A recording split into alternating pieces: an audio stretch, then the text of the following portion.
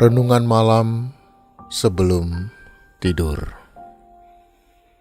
Sahabat Kristus yang dikasihi dan mengasihi Tuhan.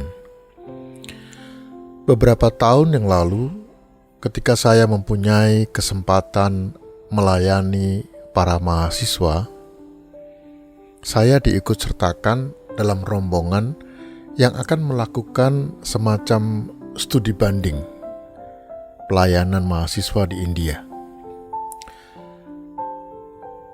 Dalam perjalanan itu saya menjumpai suatu pengalaman yang sangat berharga ketika memperoleh kesempatan pergi ke satu tempat di pelosok India untuk hidup bersama dengan penduduk dan belajar melayani mereka.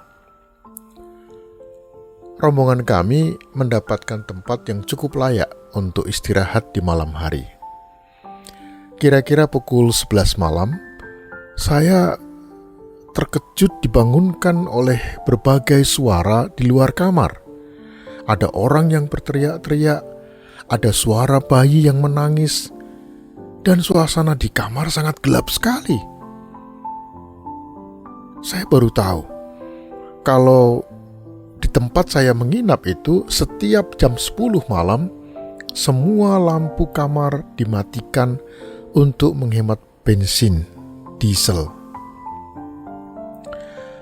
Sahabat Kristus, tentu saya sangat kebingungan dan juga takut.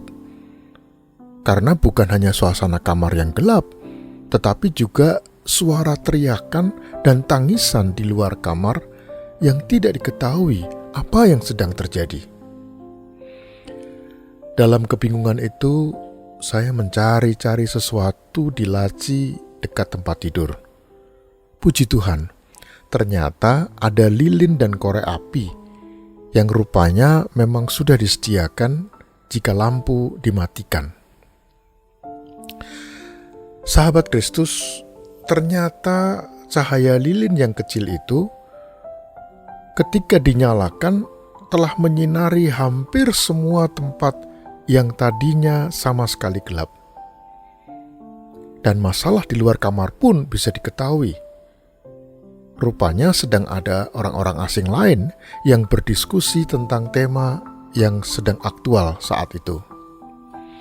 Sahabat Kristus, pelajaran yang berharga dari situasi ini memberikan ketenangan pada saya ketika menghadapi situasi gelap dan tidak diduga.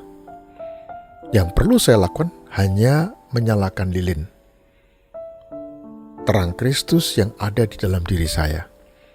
Demikian juga jika Anda dalam keadaan gelisah karena dosa yang menguasai kehidupanmu, sehingga hidup ini dipenuhi dengan rasa khawatir, cemas, dan putus asa, maka nyalakan saja lilin Kristus dan kegelapan itu akan sirna.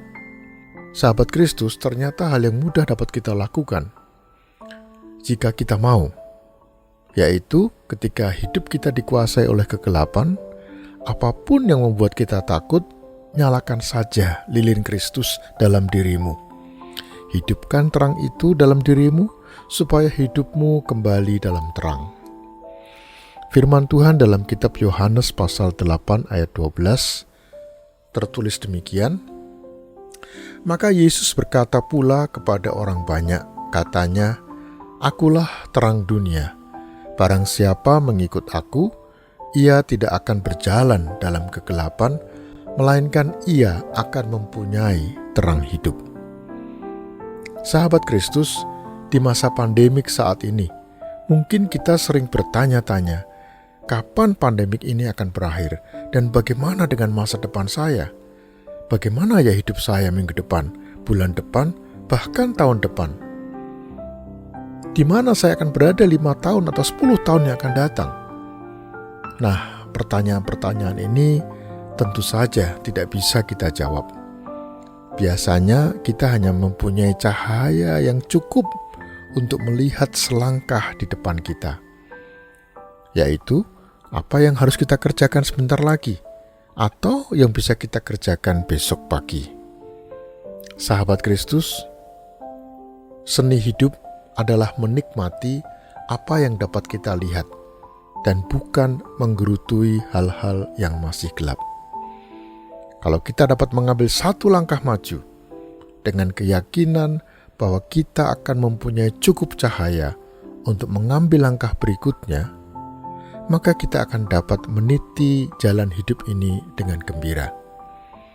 Suatu ketika, kita sendiri akan heran ketika menyadari jauhnya perjalanan yang dapat kita tempuh.